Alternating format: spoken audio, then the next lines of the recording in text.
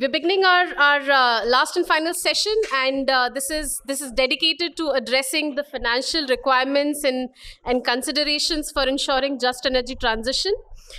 Something which was highlighted in the very first address that was made by Mr. Amitabh Kant in the morning, and has been echoed throughout the day in almost every session that we've had. So we have a very special set of experts here joining us for this phase of the dialogue, and representing a range of institutions. I welcome Shri Jayant Sinha ji, Member of Parliament, Lok Sabha, on the stage. He's already joined us. We also welcome Mr. Ajit Pai, who's Strategy Lead Partner for Government and Public Sector, ENY. Mr. Jorgen Thompson, Director Climate Solutions, MacArthur Foundation. Ms. Mani Khurana, who's the Senior Energy Specialist with the World Bank.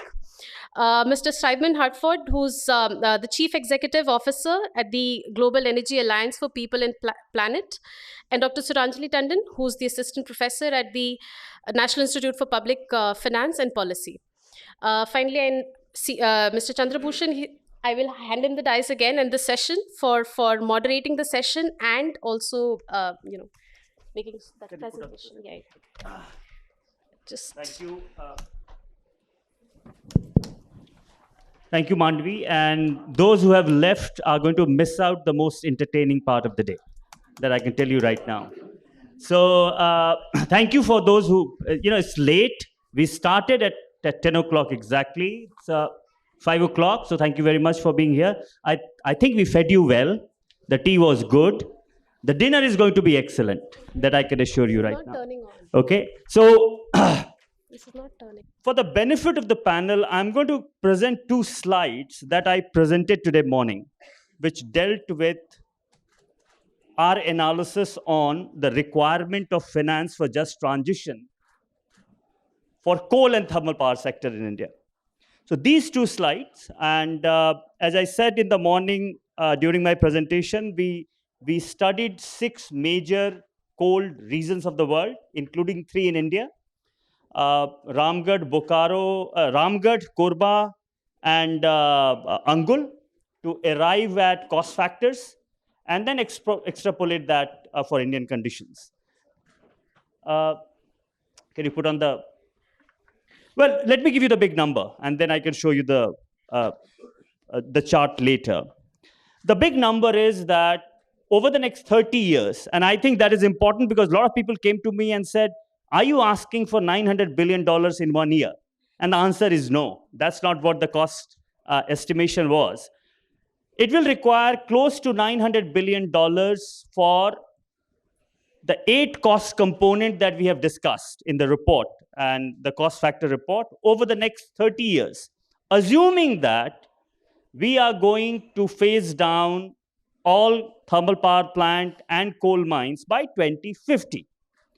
So there is an important timeline. Someone can do this calculation for 2060 and numbers can be different. And we have done this estimation for the next 28 years. So $900 billion for phasing down coal mines and thermal power plants, existing one. We have not included those which are in the pipeline. So one clarification, and it is important to give it to you. So that is the total investment. And the second chart was on how much will have to come from grant, subsidy, and public sources. And that's $300 billion. So, okay. Last 2 slides, please. Yeah. Last. Can you go back? Please. Next. Yeah. Next. Yeah. Next. Yeah. That's it. Yeah. So this is the grant and subsidy for 8 cost component. As you can see, about 1/3 of the total amount will have to be in the form of grant and subsidy. And let me be candid, we have been quite liberal with some of the assumption on private sector investment. That might not happen. But nevertheless, about 1/3 of the total cost for just transition will have to come as grant and subsidy. And if you can click the previous one, and this is what the total investment looks like. About 80% of the total investment will be in three cost components, which is economic diversification, community resilience, and green energy investment. And then the 20% is for rest of them.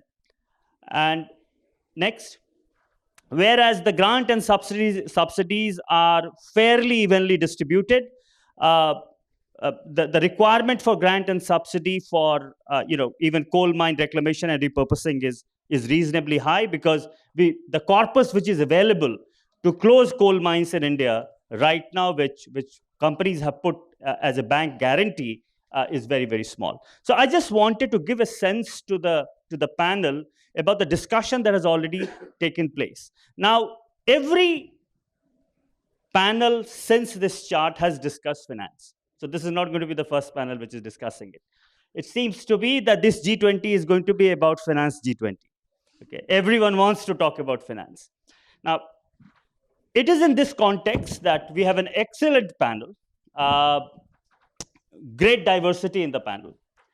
With Mr. Jayant Sinha as keynote speaker, we have World Bank, we have representation from philanthropy, we have Ajit, who has been the government and now is with the private sector, Suranjali, great researcher on just transition, and therefore, as I started by saying, those who have left it are going to miss the best part of the day. Okay. Now, with this, let me now invite Mr. Sinha for his opening remarks, maybe 7 to 8 minutes, and then I'll come back to you with questions. Thank you. Yeah, absolutely, absolutely, please.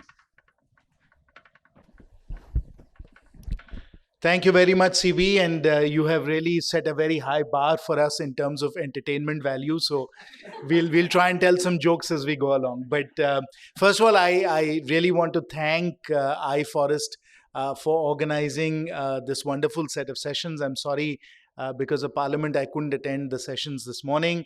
But the one that I just heard was very informative, very illuminating, and I'm sure the day has been very, very illuminating for all of you as well. So iForest, thank you very much for organizing this session. Obviously, I want to thank all of our distinguished panelists as well for adding their contributions. I want to recognize the media that is here today, and of course, ladies and gentlemen that are attending this session. As Chandrabhushan ji just said, when you talk about the just transition, you absolutely, everybody, no matter which perspective you come from, you have to talk about financing. And that's in fact a matter that I have been studying, not just for just transition, not just for the energy transition, but for the transition for the entire economy. And of course, we've been doing it for India, but we've also been doing it for many other countries in the global south. Because I think it's evident we have to move to net zero very quickly. And if we have to move to net zero very quickly, a lot of the challenges are in the global south, not in the global north. The global north has the capital, it has the technologies, and it has the institutional capacity to be able to get to net zero by mid-century. And in fact, on a legal basis, whether it's the EU Fit for 55, the UK Climate Change Bill, the New Zealand Climate Change Act, Australia has just passed theirs. Most of the major economies, including China, which have declared multiple times that they're going to get to net zero, you can be quite confident, I think, that the OECD countries and China are going to get to net zero by mid-century. So that we can be quite confident about. However, when we start to consider the global south, and I can tell you by 2050, the vast majority of carbon emissions are going to be from the global south. As of now, the just transition, the transformation of the entire economy to become a green net zero economy looks extremely challenging. And it looks challenging on multiple dimensions, and I'll come to those. But those are the same dimensions. Those are the same dimensions that relate to the just transition that we are talking about. But first, I want to address a point around financing just transition that was brought up in the previous panel. Several speakers on that panel said we should not be in a hurry. And I want to challenge that notion. We have to be in a hurry. But what does hurry mean? It doesn't mean next year, it doesn't mean 5 years, but it does mean the next 30 to 40 years, which in societal terms, in government terms, is like tomorrow. So this is like tomorrow. The urgency of now It's the fierce urgency of now, as President Obama said, we have to act dramatically, quickly, and urgently if we have to get to net zero by 2070. And if we have to get to net zero by 2070, the first place we have to look, the most important aspect of this transition has to be the energy transition, and it has to be coal. Today, of India's 3.5 billion tons of carbon equivalent emissions, I don't know if this has been discussed, CB, but of the 3.5 billion tons of carbon equivalent emissions, 1 billion tons comes from thermal power plants. 1 billion tons. And as of now, the modeling has shown us that on the current course and speed that we are on right now, by 2050, we will reach 7 billion tons of carbon equivalent emissions. We will be at 7 billion tons. In fact, the UN modeling is showing us right now, even as the global north is going to net zero, the global south is going to continue to emit more and more carbon. Today, we are emitting somewhere between 55 to 60 billion tons of carbon equivalent emissions. By 2050, we will be between 40 to 50 billion tons. Under current course and speed, 40 to 50 billion tons. In 200 years, we have increased global average mean temperatures by 1.1, 1.2 degrees centigrade with 429 parts per million into the atmosphere. We are warming at such a rapid pace that the climatic impact is going to be catastrophic unless we act urgently. So the first point around the financing that has to be very clear to all of us. It has to be done urgently. It has to be done fast. That's the first point around financing. We don't have the luxury of decades. This has to happen in this decade. If we don't start to bend the curve on carbon emissions, we will not have a chance of getting it done by 2070. I'm not talking about 2050. I'm talking about 2070. So anybody who puts their head in the sand and says we should not be in a hurry is risking catastrophic climactic consequences. So we have to do it urgently. That's why the financing part is so important. So number one part about financing is the money has to be deployed very, very fast. Now, Chandrabhushan and others have said just on the energy transition, their number is $900 billion. There have been various other calculations, but we are talking about $1 trillion over the next 30 years. $1 trillion over the next 30 years means incrementally we have to put 30, 40, 50 billion dollars to work. Just as a point of comparison, the corporate sector capex in India today, just as a point of comparison, total corporate sector capex in India today is between 60 to 70 billion dollars. So we are talking just in the energy transition of increasing corporate sector capex by 40, 50%. So this is immediately a very, very major, very rapid increase in financing in the just transition. These numbers are humongous.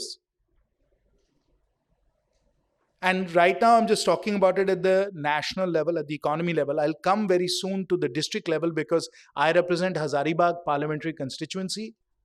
And just so you understand the numbers, Jharkhand produces about a third of India's coal, maybe 250 million tons. And Hazaribagh probably produces about, Hazaribagh constituency produces about 50 million tons a year. So I live this day-to-day reality in terms of coal production. So if we need trillions of dollars very, very fast, 30, 40, 50 billion dollars a year at the national level, how much money do we have to put into a place like Hazaribagh and how quickly? We have to really think about that. The second point about the financing, the first point I said was urgency. The second point about financing I want to tell you is that the scale of what we have to do, trillions of dollars, 30, 40, 50 billion dollars at the national level, hundreds of millions of dollars at the district level. The scale of it is enormous. We've never absorbed this kind of capital so fast, either at the national level or at the district level. It's not been done before. It's like running a 2-minute mile. You know, human beings run miles in 4 minutes. How about trying to do it in 2 minutes? Is that possible physically? So we have a very difficult set of challenges when we have to absorb this volume of capital this fast. So those are the first 2 points about financing. One, we got to move quickly. Two, the volume of capital that we have to absorb is dramatic. The third point about the financing is that we have a whole mix of different capital sources that we have to employ. Chandrabhushan ji has just mentioned about grant capital, subsidies. We need, of course, investments, commercial, blended finance investments, return-seeking capital. We also have to substitute for government revenues, which some people touched upon earlier. So government is going to face a big loss of revenue. How are we going to deal with that? Government revenues also have to be considered. And then we also have to deal with the fact that we are going to have to rethink a whole host of subsidy programs that we have in place as well. So not only do we have to put in a lot of capital very, very fast, this has to go across multiple different sources of capital, subsidies, government revenues, philanthropic capital, grant capital, budgetary capital, all the various different types of capital sources have to be deployed, and they have to be deployed fast, as I said earlier. So that's the third point. Number one, very fast. Number two, huge volume. Number three, diverse arrays of capital as we think about these numbers. Then the fourth, and I'll dwell on this for just 2 minutes, but this is probably the most important aspect of it, is do we have the institutional capacity, the private sector capacity, the administrative capacity, the government capacity, the analytical capacity? Do we have that capacity to move so quickly across so many diverse sources of capital?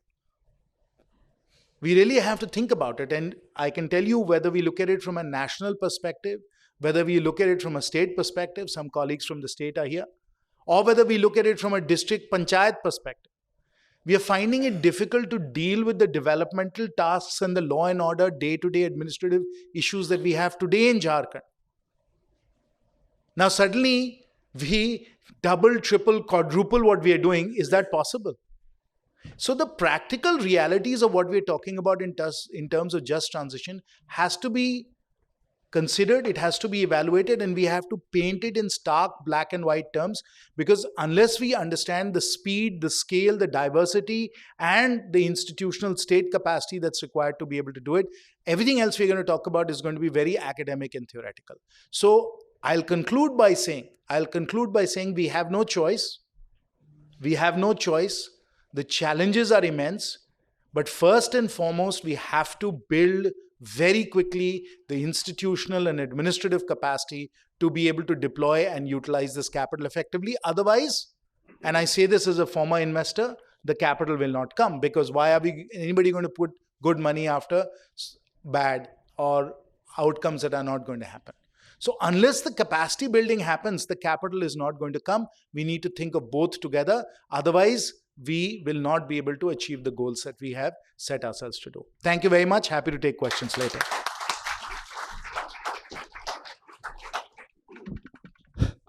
Thank you, Ajayanji. Now, let me start with Suranjali.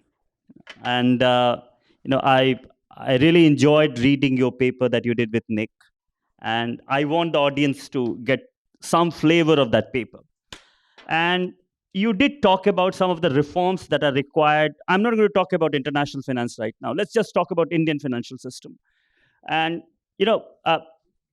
let me just, ask you to inform us a little bit about the reforms that are required in Indian financial system to support just transition, and specifically the role that banks can play, Indian banks can play on just transition. Thank you. Thanks, Chandrabhushan. I think before I specifically talk about banks, I think from your report, what you've done is a great service to say that there are different elements of this transition. The private sector will invest wherever there are returns, and I say this several times. But an energy transition is where it's a very clear case, because you could have profitable businesses. But all other elements speak to the social dimension, which has been ignored for many years. If we had fixed legacy inequalities, we won't be in the situation that we are in, also in terms of allocation of public finance.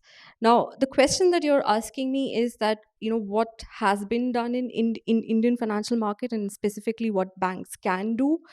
Look, we were seeing how banks are working at the moment internationally, and fortunately, India has a robust regulatory mechanism to sort of rein in banks to do excessive lending to sectors which are risky. But let's not forget that banks are here to make money. So banks are going to put it in sectors and regions and activities which are profitable. Now, one way that we've talked about and we've practiced is the PSL lending. it's possible to talk about economic diversification plans. I think there is a need for new industrial plans in regions that are impacted, and those industrial plans feed back into priority sector lending by banking in India. So I think that's one straight up way in how banks can fund. And I think let's not think of banks as just commercial banks. They are development banks, they are development financial institutions, they're microfinance. And I think each of these address a different problem, and it's perhaps possible through DFIs, which are again, I know that you've talked a lot about in your work on how local financing is available through district mineral funds. And maybe until we run out of fossil fuels in the different districts, funds or revenues that are collected from there could be sequestered and put aside in special financial institutions that can in future fund all the elements that you've identified as impacted by the transition to make it just. Thank you. Let me go to Simon and get some perspective from you on what philanthropy can do in just transition. One of the striking thing that appeared to us when we were looking at the interventions of foundations in general, we found that there is a two separate track at many foundations. I have not seen, GAP has been created right now, has been set up recently, but there's one track which is looking at development finance. And foundations are investing in poverty alleviation, job creation, agriculture sector, even economic diversification. And then within the same foundation, there is another track which is looking at climate change, climate mitigation, for example, or green energy promotion. Now, structurally speaking, how do foundations, and just transition will require both of them to come together. How do you think foundations are going to tackle this challenge structurally? Thank you so much, Chandra, and thank you for having me here today. I'll be a little bit unhelpful by saying we're not a foundation. So I'll maybe turn to others to comment on that. What we are is an organization that is backed by philanthropy, multiple philanthropy. The Rockefeller Foundation, the IKEA Foundation, and Jeff Bezos's Earth Fund, in order to bring a different model. And so we're a standalone organization. We're new, as you said. We were launched at Glasgow COP 14 months ago. We're a standalone organization that is mobilizing philanthropic capital, but with some differences in alliance with all others. The word alliance in our name is fundamental. There are so many working in this space. We're here to work with them and to be additive, to plug gaps and to be catalytic and to assist with areas that the existing actors cannot. But then secondly, to have our own operating model that helps us be most effective in that. So our teams are in our markets. We're global. We're operating in Asia, Africa, and Latin America.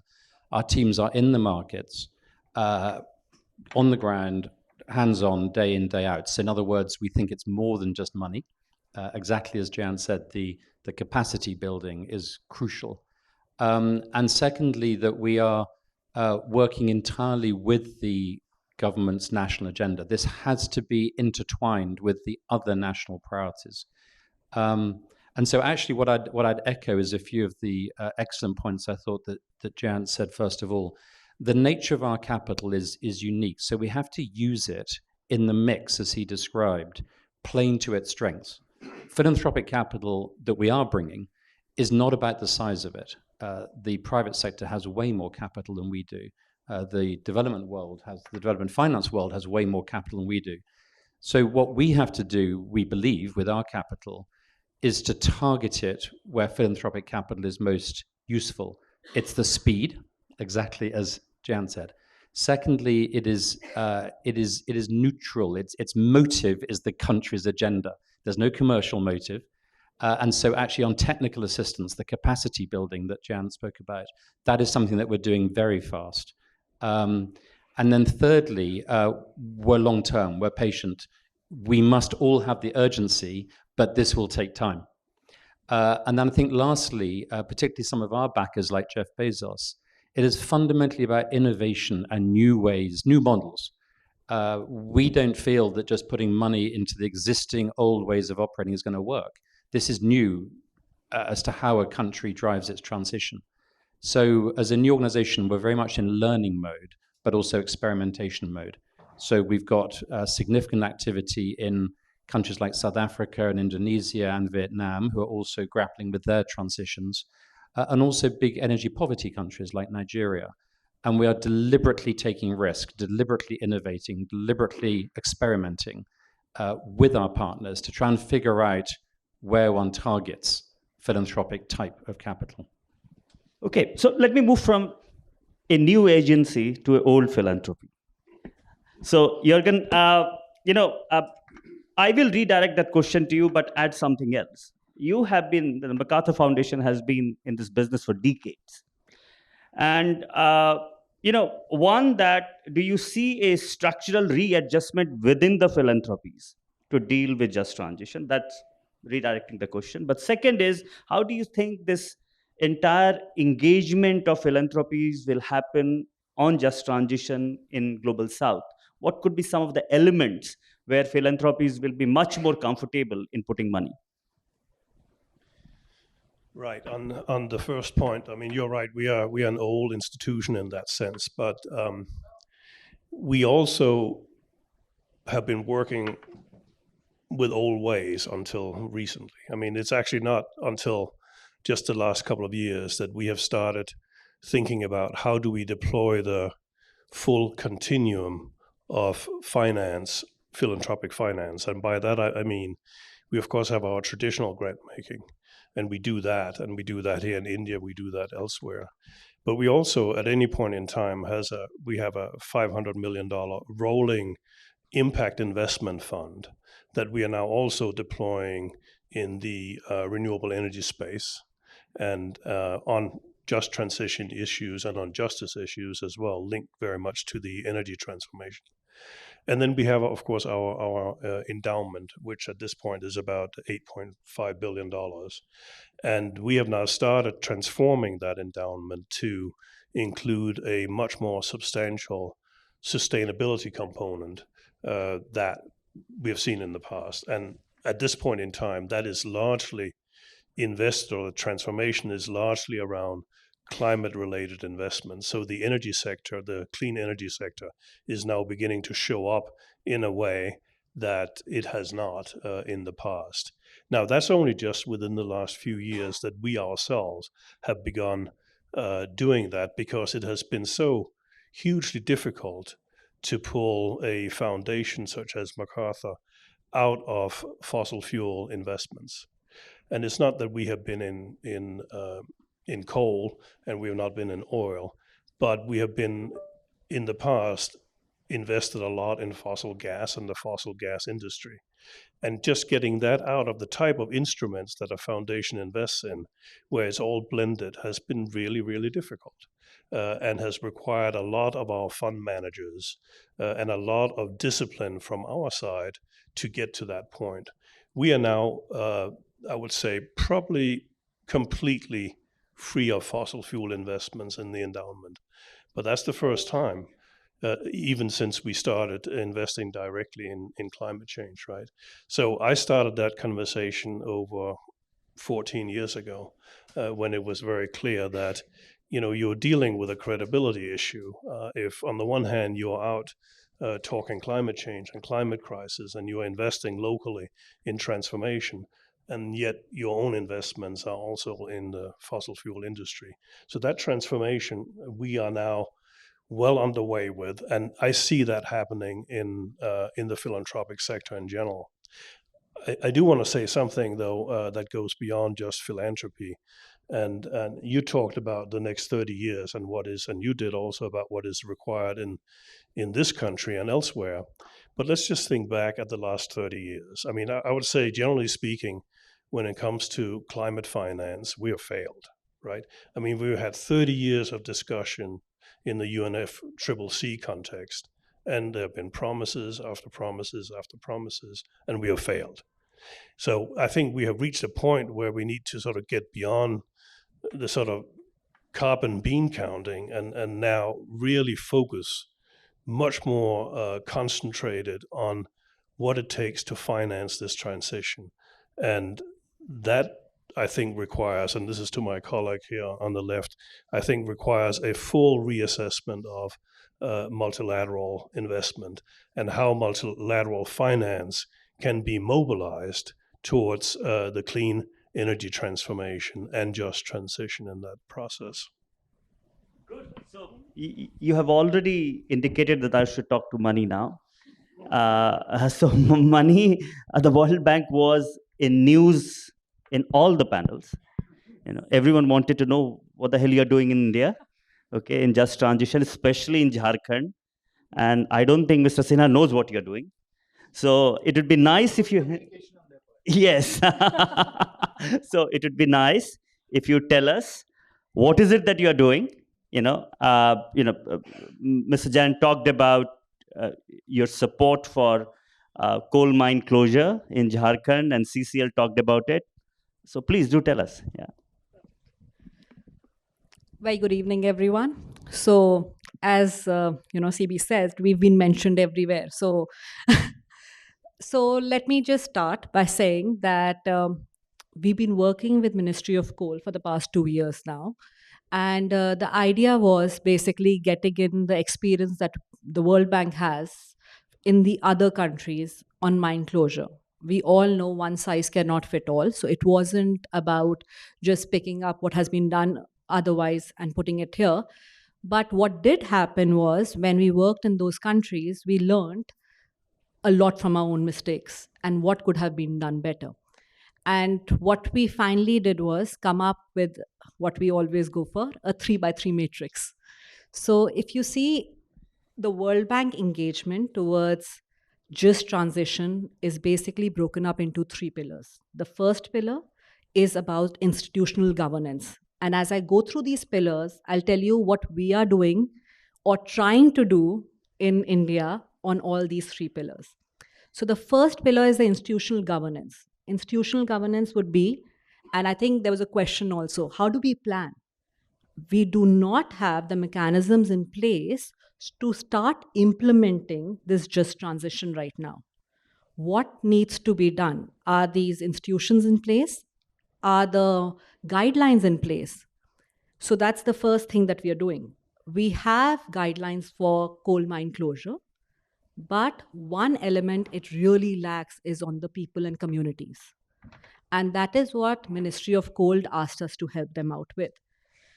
Idea was to focus on all the key elements of just transition because, and it was said, it's not that we are closing down coal mines, but there are coal mines which are unprofitable, where the reserves are exhausted.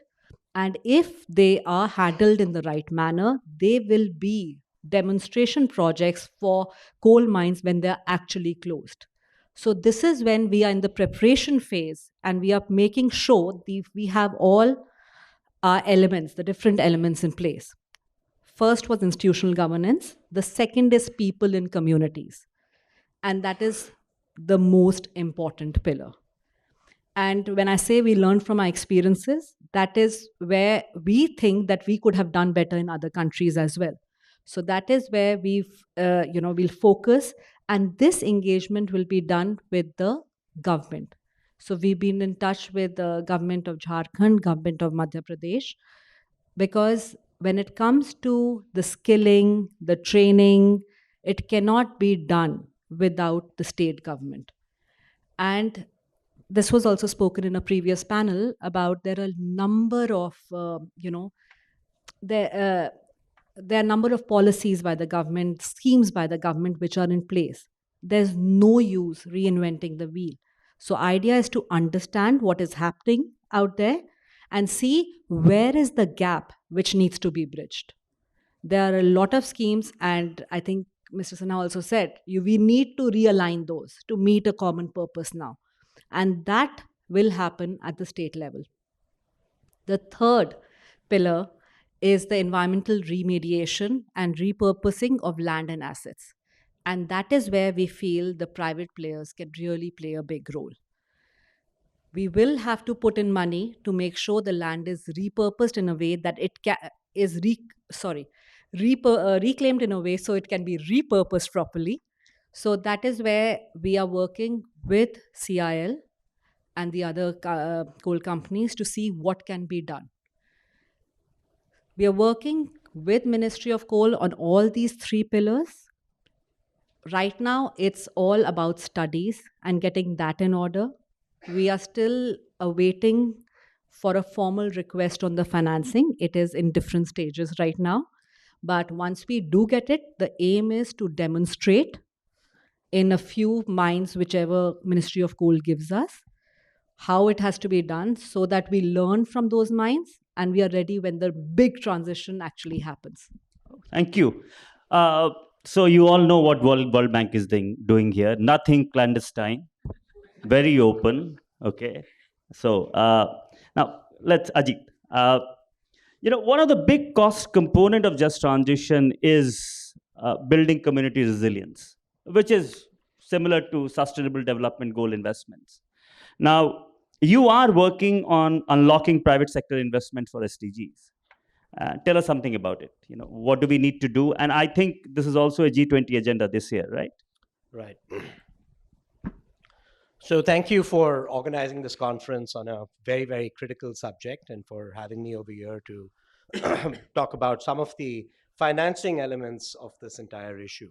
So yes, we are working as knowledge partner with the B20 for financing of the global economic recovery. And the task force is very focused on this one aspect because one of the biggest gaps the world is facing right now is on achieving the SDGs in time. So some of the numbers that we saw right now are very useful, just referring to the just transition, but looking at something in isolation without looking at all the other demands for money will not give to justice to the just transition. So when we look at the larger numbers, we are looking at to achieve the SDG goals globally by 2030, what has been called for already, the gap is actually was before the pandemic about $2.5 trillion a year, US dollars. Given that there was a pause, there was a distraction, it's likely to have gone up significantly higher. So maybe some have estimated $4 trillion a year. We also have a situation when we look at the overall global economy where debt is unprecedented, not in absolute numbers, also as a percentage of GDP. And both government debt, which is at unprecedented levels to GDP, and private debt are both hitting new records. We've already seen what that does to the global system. And we also know the amount that both the World Bank, the institution set up in the post-Second World War scenario, one for development, one for financial stability, that the two of them in their current forms are not able to do enough to bridge this gap. So in that context, people have looked to philanthropy. People are looking at different levels of government outside of the national governments. And I think we also, just the way you framed this entire conference and the questions about this gap between the North and the South also says that the capital is in one place and the high per capita GDP is in one, and the issues are in another place, and the growth, the bigger challenges are there. So very clearly, the resource intensity of an economy that is much lower in its per capita GDP is much higher. So they haven't risen.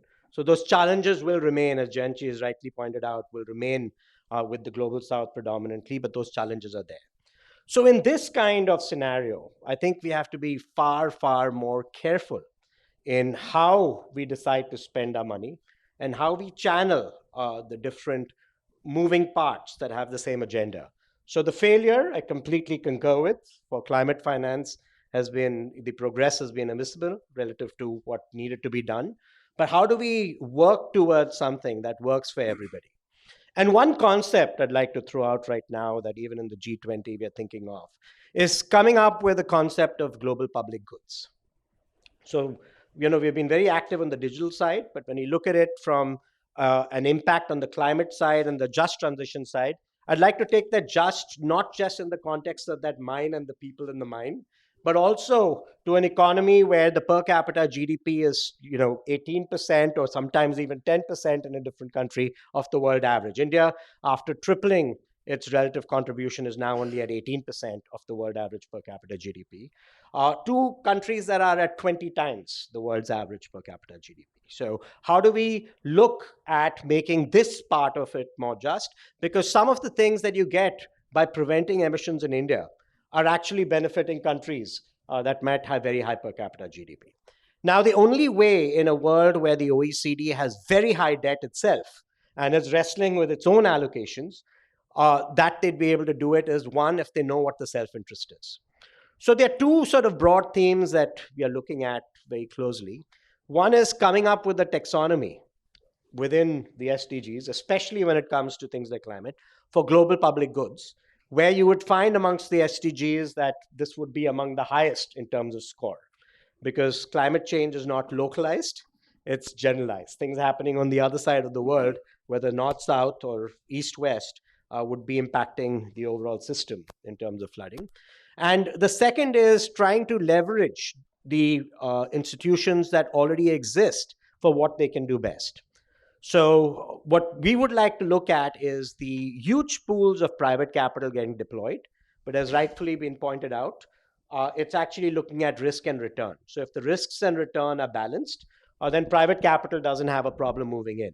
The issue that we have with a lot of the projects over here is that the risks and return are not balanced. So one, the two interventions are required. Yes, on the capacity side, yes, all of those bottlenecks are there.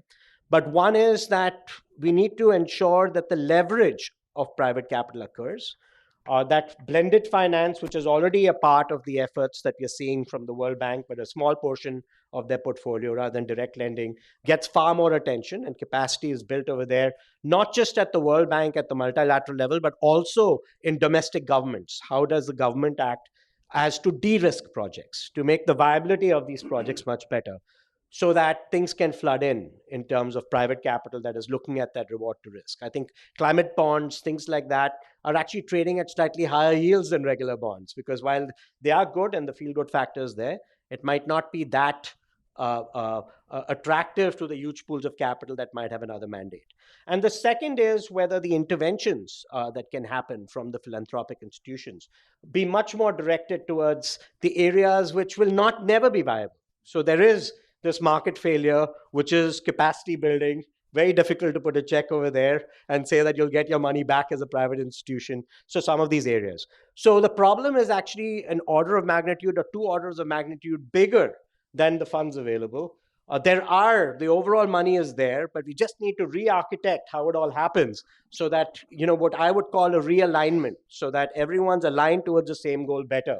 And I think that's been one of the failures in terms of climate finance, that we're trying to solve it at many discrete levels, but we haven't had sort of a unified way to see how everyone can be aligned towards the same purpose without creating a north-south divide, making sure that the North thinks, or the OECD thinks, the money is going to help themselves. And if it's going, for example, into what we would call a credit enhancement fund that can accelerate the pace without actually giving a direct donation of projects in this direction in the just transition, but they are a direct beneficiary, I think you'd start seeing much more action there.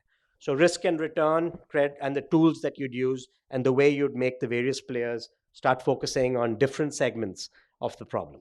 Sure. Thank you. We have about 20 minutes, and I know that Mr. Sinha has to go by 5:45. Okay. So let me open the floor. Okay. And I will come back to the next part of my questions after some of the questions that the audiences will ask. And if you have any question, please, I'll take 3 questions, and then I'll go back to round 2 of questions. Please. Mike there, please. Please be short, introduce yourself. No comments, please. Just questions. Thank you. My name is Uma, and... We can't hear you. Yeah. Can you hear me now? Yeah. Okay, my name is Uma Pal, and I'm from Climate Policy Initiative.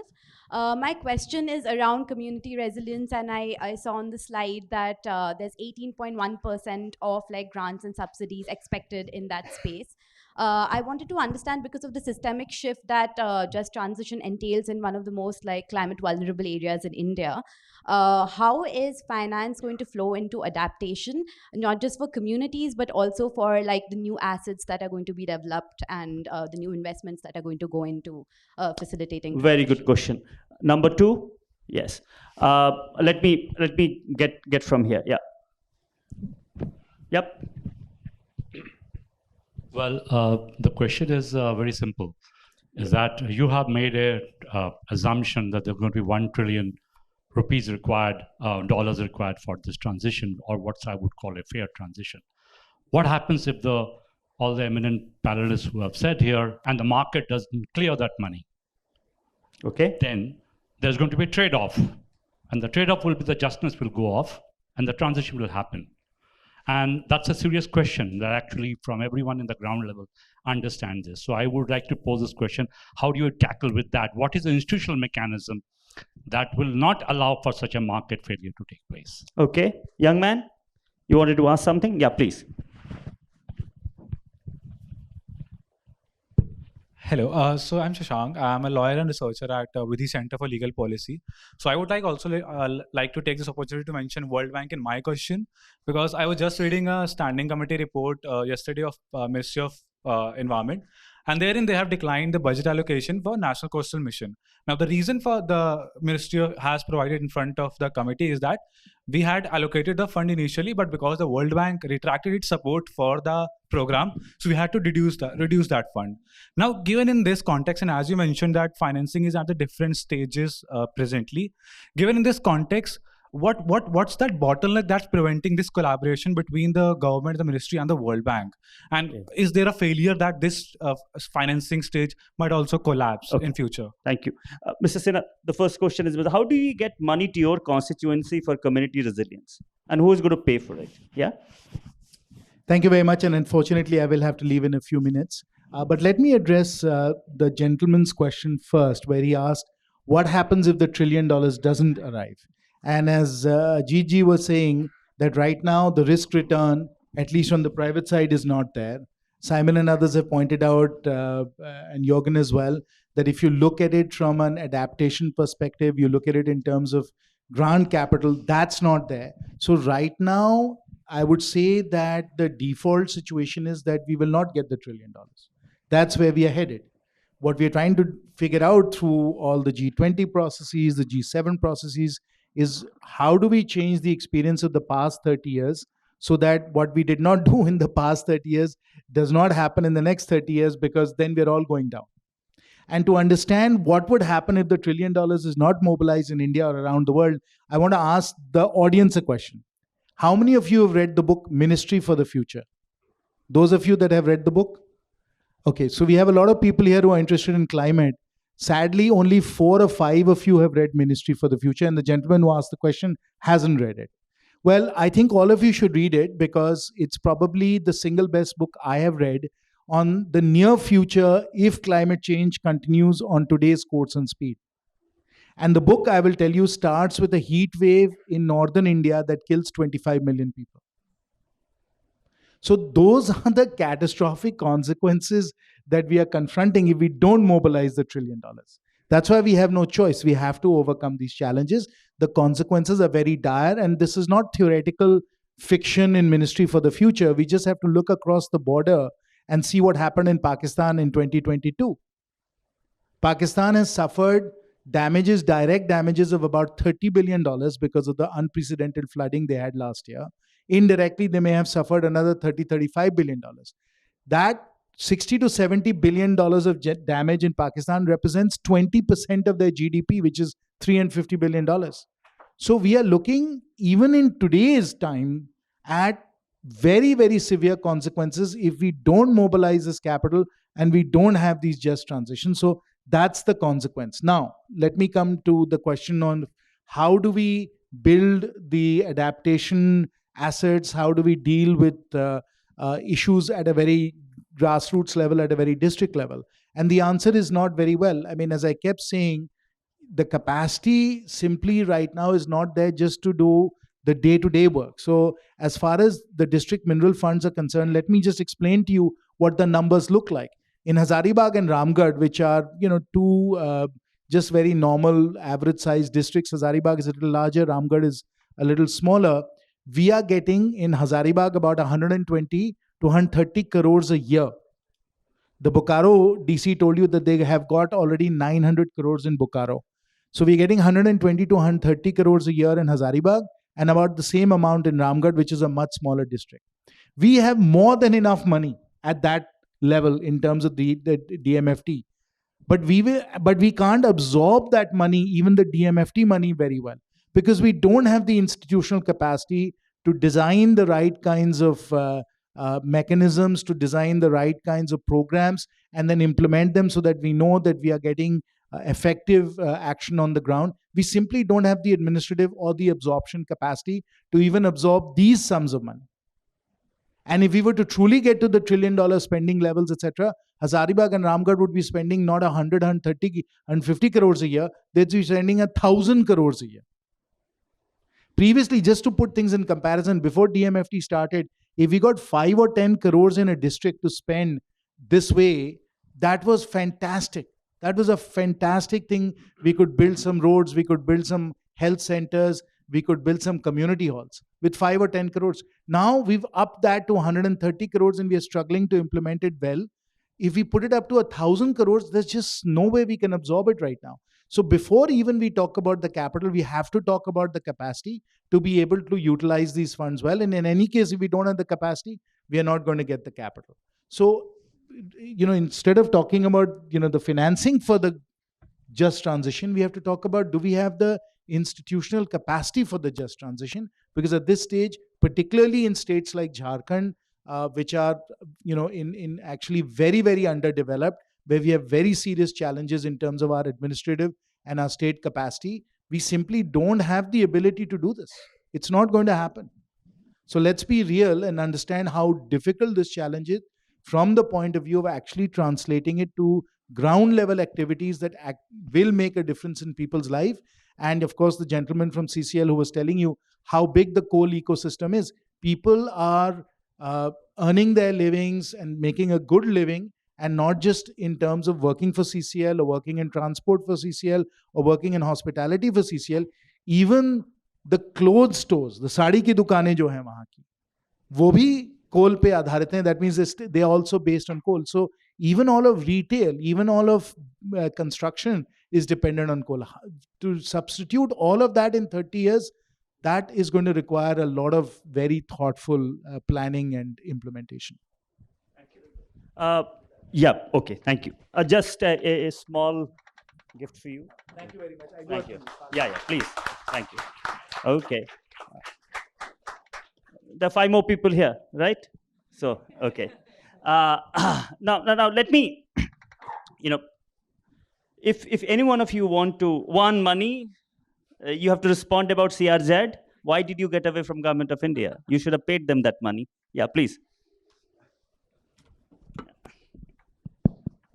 Okay, frankly, I would not be able to give you an answer right now because it's not my project. But yes, if you give me your email ID, I will send you a response after speaking to the person in charge. Okay. I'll do that. Okay, the 2 questions. One, what happens when private sector don't stand up? We don't have money. The question that the gentleman asked. And the first question, which was, how do you get money for adaptation? Thus, the risk and reward, the reward element is very poor there as far as private investment is concerned. So any one of you, if you'd like to answer that question. Yeah, Jürgen, please. Well, I don't know that I can answer that in full, but adaptation requires huge amounts of public funding, right? And I think we need to break down the line between adaptation and mitigation. We have to look at the whole package very much from a resilience perspective. If you look at the funding, the huge amount of funding that actually is available in the United States right now, either through the Infrastructure Reduction Act or the Infrastructure and Jobs Act, we're talking about $500 billion over the next several years that will be available in direct payment to states, to municipalities, to organizations, as well as in tax credits. And a lot of that will go towards adaptation as well. I mean, this really is a blended package in the sense that so much of it will go into infrastructure. And that is not just infrastructure to help climate change. It is also infrastructure to help communities deal with the impact of climate change. But the issues that Mr. Sinha just brought up, I think are very real, and it's very real in the US as well. We are seeing huge capacity issues already. I mean, this is new money that is meant to be moved very quickly. And the states and the municipalities do not have the capacity to absorb. Well, they may be able to absorb ultimately, but they don't have the capacity to even apply for the funding. In the past, it used to be that put in 1 or 2 applications for federal funding every year. But now there just is a massive amount of opportunity to attract this funding and the capacity to just very simple things like write the necessary proposals, let alone on a lot of the infrastructure money, there's a co-financing component. How do you raise the money necessary for multiple packages of co-financing? That capacity does not exist at the subnational level, even in the United States.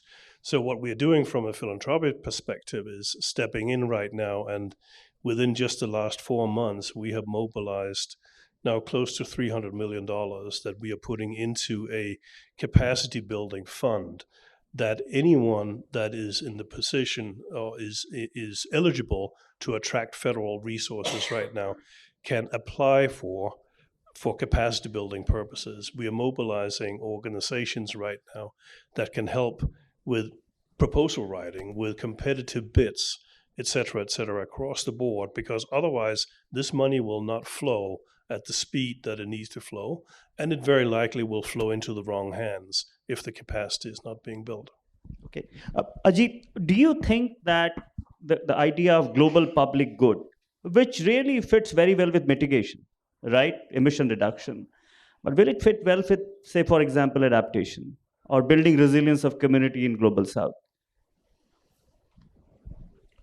So probably not as well. So one of the things that we are proposing in this new taxonomy is to give a score, a global public good score, and give also a national public good score.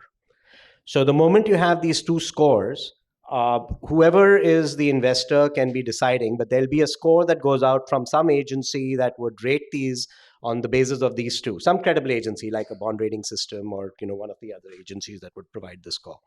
And then all that the global, let's say this global fund, enhancement fund does, is it just provides the credit enhancement in this order. So as you rightly said, I think there is no substitute for certain kind of projects where the viability will be very tough for public money to go in directly, for it to be public money. But there are many projects today. For example, we are only referring to access to capital, which itself is a challenge, but we also have to look at cost of capital. One of the big reasons why a lot of these projects are not viable is because the cost of capital is too high. It's in the teens, it's in the low 20s. The moment you have a credit enhancement fund, that the same score globally is going to get you the same cost of capital. If it's the same amount of mitigation that is happening over there and here, it shouldn't cost something different.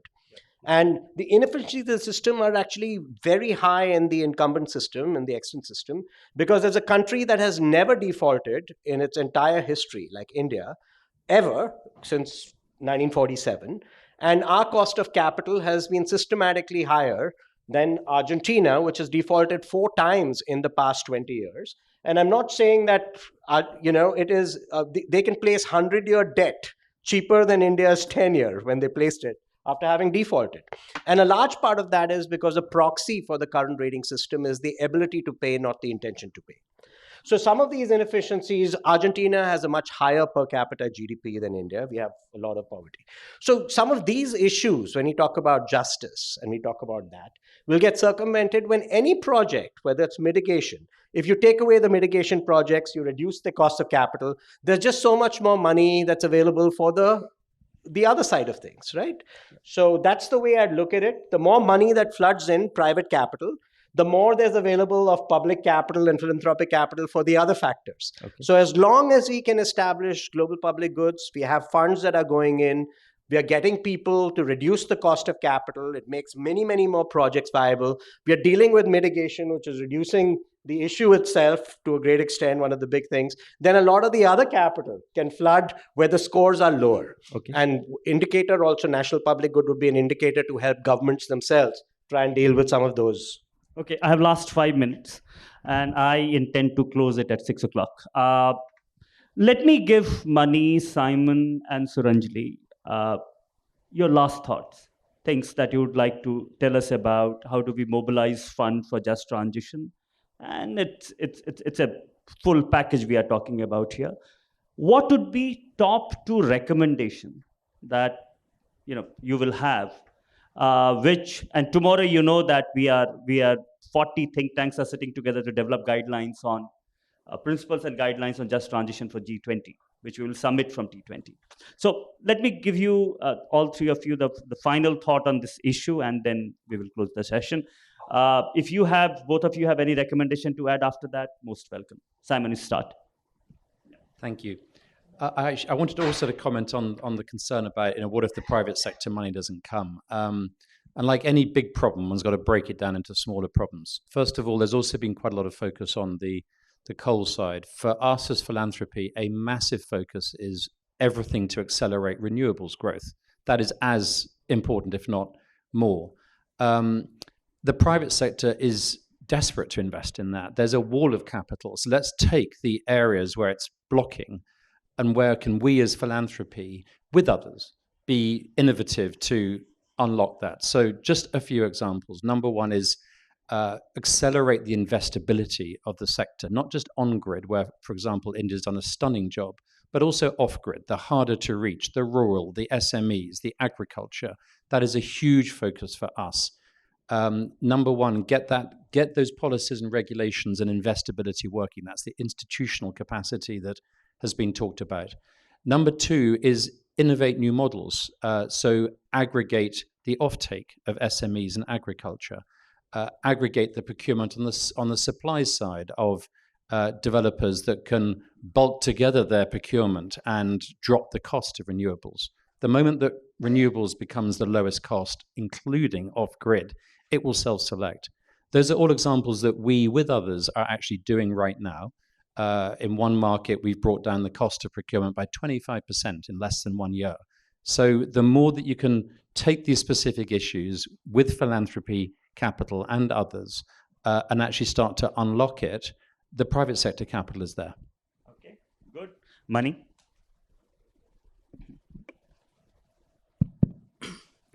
So basically, when it comes to, and we've discussed this, pillar 3, if the private players see the profit, they'll come in. I think the problem is, and we're trying to discuss it, where will the money for pillar 2, where will the people in communities money come from?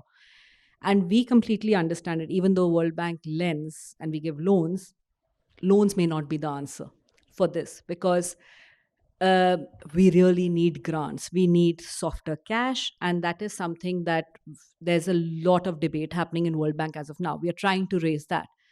But coming to what can be done right now is, in India, maybe one thing is what we spoke about earlier is someone needs to take account of the number of schemes which are happening.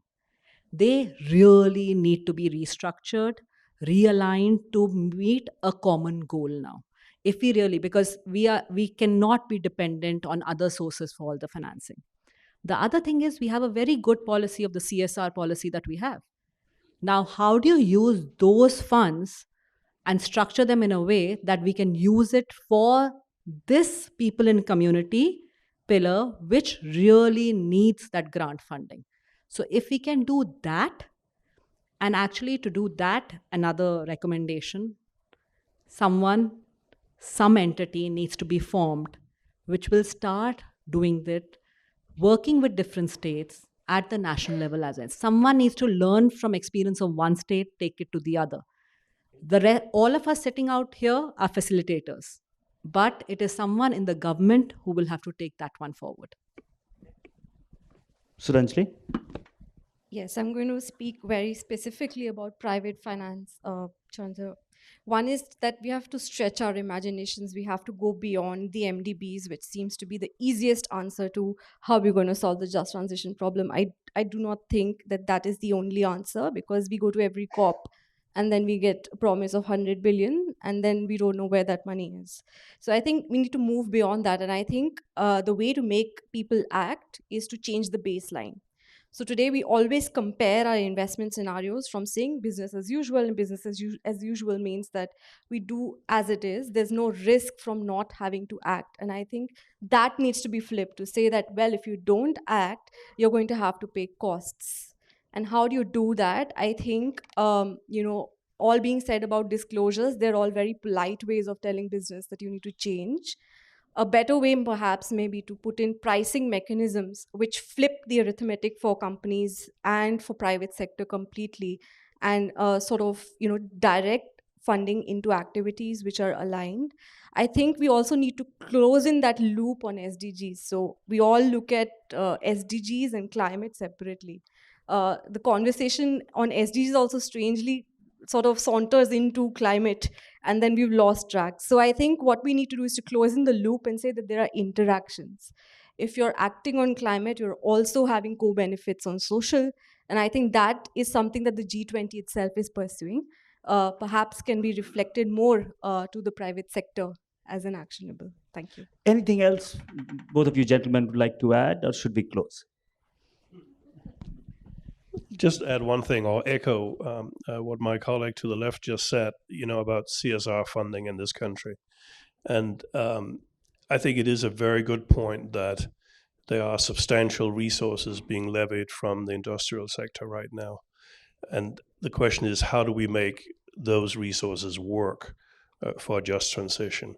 And in addition to the CSR funding, you can add the mining royalties, which are also very substantial. And some of that is already coming back to communities, but how does it come back within a just transition framework? And I think that's the piece that is missing. Okay, a big hand to the panel, please. Okay, good. You have been a very, very patient crowd. Excellent. And I would like to thank all of you for joining us today.